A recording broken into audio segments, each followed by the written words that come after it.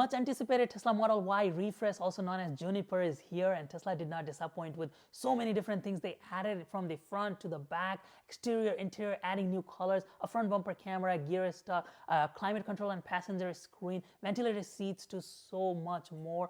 Let's unpack it today. If you like watching Tesla videos and want to stay updated with the latest and greatest tech in Tesla, please consider being a channel subscriber. Give this video a thumbs up and let's get started. Please keep in mind that the Model Y refresh is only introduced in certain markets, including China, and deliveries are expected to begin starting March. So the US version is probably going to be a little bit delayed, just following the norm from the Model 3 Highland when they released it first in our side market and then brought it to the US. They changed the front design to match more like the futuristic Cybercab design with a running light in the front, that long strip. They have got a little turn signal indicator on that slit on the front headlight. They also added a much requested feature, which is the front bumper camera. We have added so many of those cameras on our older Model 3s and Ys because it's such a useful feature to be able to see the front bumper, and I think that bumper camera for Tesla is going to do great things for summon and general autonomy, because that bumper camera will see things like the curb, so that Tesla is going to be a lot better with summon with that feature. Kind of jealous that I wish this was a retrofit made available for Model 3, and maybe they will in the future, but that's a very welcome feature and I'm glad Tesla added that. On the front, they actually added a plug where you can release any liquid from the front, so you are able to now put ice in the front and be able to drain it, so another welcome feature.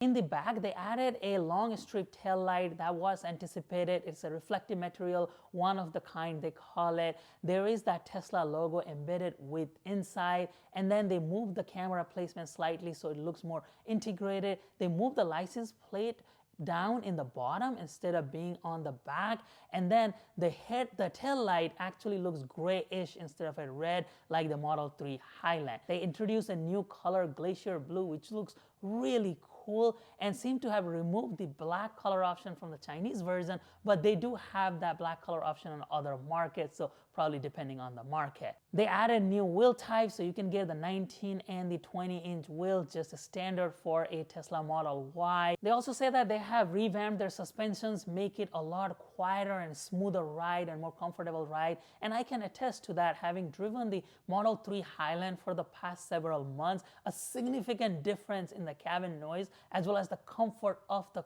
car. The suspensions are amazing. It's such a smooth ride, and I do not regret upgrading from the older Model 3 to the new Model 3 Highland, and I can only imagine Model Y is going to follow the same. They also completely redid their interior to align more with the new Model 3 Highland. It looks much better. I have the new Model 3 Highland, and I can tell you it is a huge difference compared to the older one. It feels more luxurious. They added features like ventilated seats on the new Model Y refresh, just like the Model 3 Highland, where you get an AC cool chill seats in the summertime, which is a game changer feature. They also added so that the rear seats now not only fold but also unfold using the electric actuator. So you just press a button and you can fold and unfold the rear seat, which again goes and aligns more with the luxurious vehicle in its class. They added the ambient light strip that goes all around, just like the Model 3 Highland, which is amazing at nighttime. You can see the glow. They may integrate blind spot detection directly with those ambient light in the future, which is amazing because Tesla has OTA upgrade that they can upgrade things like that. They also brought back stocks. Tesla made a controversial decision to remove gear and turn signal stocks from the new Model 3 Highland, but now they brought it back with the Model Y refresh. I think they're listening to customer feedback.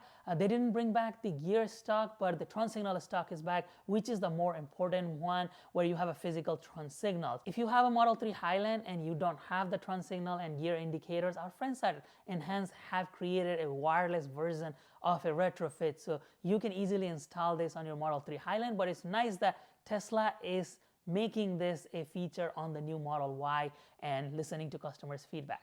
You also get a new rear entertainment and climate control display for the rear passenger, where they can play games, watch movies, and even be able to control the front passenger seat. This is something we have added and retrofitted on our older Model Ys and 3s. There's so many videos in the description below, but it is also a welcome feature that Tesla is realizing that is a needed feature, and they're bringing it in their all cars. So we saw that starting with Model 3 Highland, and now Model Y refresh, they have that as well. As far as the range, they say it adds about 3% to the existing Tesla Model Y, so I would imagine somewhere in the 345 to 350 miles of range in the US version.